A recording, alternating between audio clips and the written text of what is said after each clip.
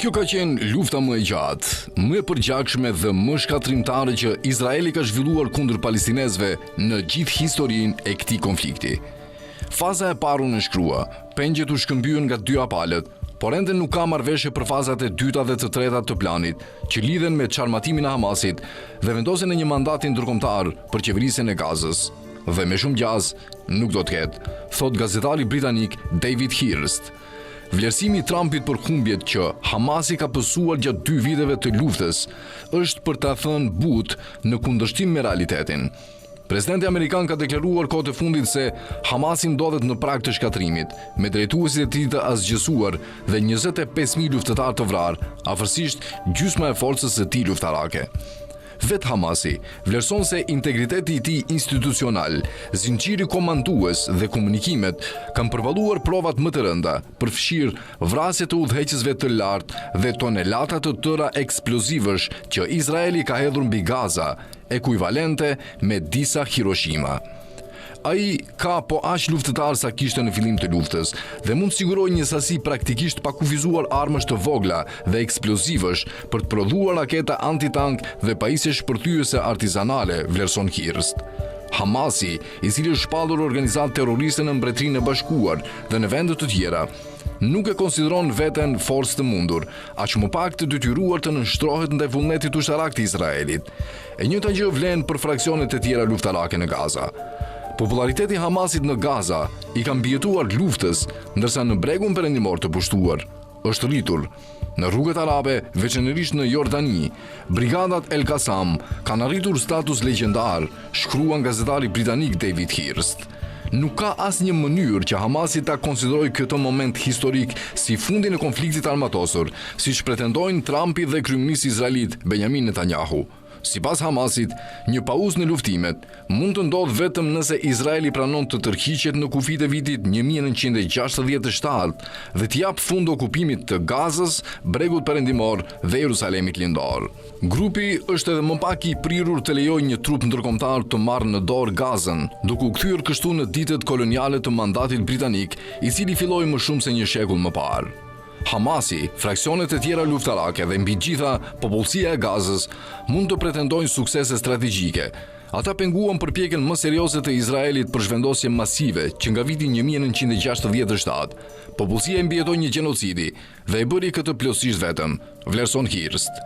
Mbështetja e shteteve arabe fqinje ka munguar thellësisht dhe arsyeja vetme pse Egjipti dhe Jordania bllokuan zhvendosjen masive të popullsisë ishte mbrojtja e interesave të tyre kombëtare, jo ndonjë ndjenjë solidariteti me palestinezët. Ndërkohë, Netanyahu do të mburret se e ka shkatruar Hamasin si organizatë luftarake, ashtu siç pretendon se ka bërë me Hezbollahun dhe Gardën Revolucionare të Iranit. Netanyahu e ka fshirë Gazën nga harta dhe ka bërë pothuajse të pabanueshme, por në këtë proces, forca e pakufizuar dhe brutale e Izraelit shkatroi edhe një tjetër pasuri, po aq të rëndësishme për Tel Avivin, sa nënshtrimi i një populli vendas dhe i tokës së tij. Shkatroi reputacionin ndërkombëtar të Izraelit. Pas 2 vjetësh gjenocid, ai është shkatruar. Për gjithë këtë shekull dhe pjesën më të madhe të atij të kaluar, narrativi izraelit ka qenë se shteti hebre është një projekt thelbësisht moral, një streh për hebrejt e përndjekur në përbot. Ky narrativ u ngulit si një kod moral në gjitha vendet perëndimore, me historitë më të gjata të antisemitizmit. E drejta e Izraelit për të ekzistuar u predikua me ton fetar nga çdo parti e madhe politike. Të vet identifikoheshe si mik i Izraelit u bën një rit kalimi për çdo politikan aspirant, një provë serioziteti dhe një leje për të qeverisur, pavarësisht nëse ai dinte apo kujdesej për lindjen e mesme, shkruan Hirst. Sa herë që Izraeli niste një luftë të re nën maskën e një sulmi parandalues, reagimi nga kombet perëndimore ishte një kor i shurdhër mbështetjeje për të drejtën e shtetit hebre për të mbrojtur. Më 7 tetor 2023, kjo e drejt u ngrit në një luftë të shenjtë në përgjigje të 11 shtatorit izraelit. Marrja masive e pengjeve nga Hamasi u pasi kërcënim ekzistencial për Izraelin. Një strukturë tërë politike dhe ushtarake mbështetet mbi ndihmën që Izraeli merr nga Shtetet e Bashkuara të Amerikës dhe Europa. Nëse kjo ndihmë lëkundet apo fillon të çahet, Izraeli ka një problem. Por në vetëm 2 vite, Ajo nuk është lëkundur, por është shembur, shkruan Hirst. Kjo mund të matet në 4 mënyra: përmes sondazheve, në narrativën dominante të mediave sociale, përmes zhvillimeve në gjykatat ndërkombëtare dhe më në fund në reagimin e elitave politike, ndonse kjo e fundit mbetet më ngadalta dhe më rezistentja. Kjo rënje e mbështetjes është përshpejtuar edhe nga rrjetet sociale. Listi Muin Rabani shkroi në X: "Jam rritur në Holand. Gjatë rinisë sime ajo ishte lehtësisht vendi më pro-izraelit në Europë.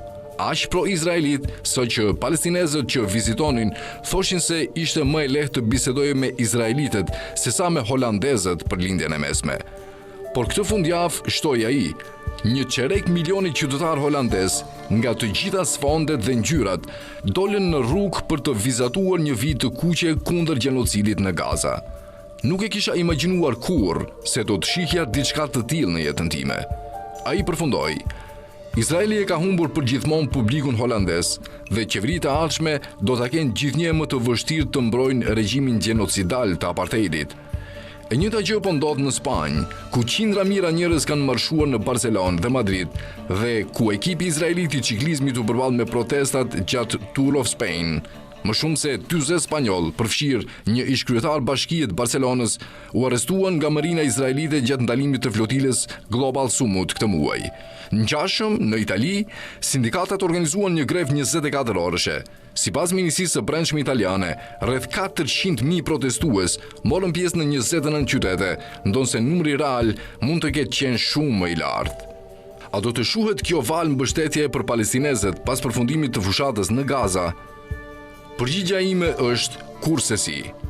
Shkruan në analizën e tij gazetari britanik David Hirst.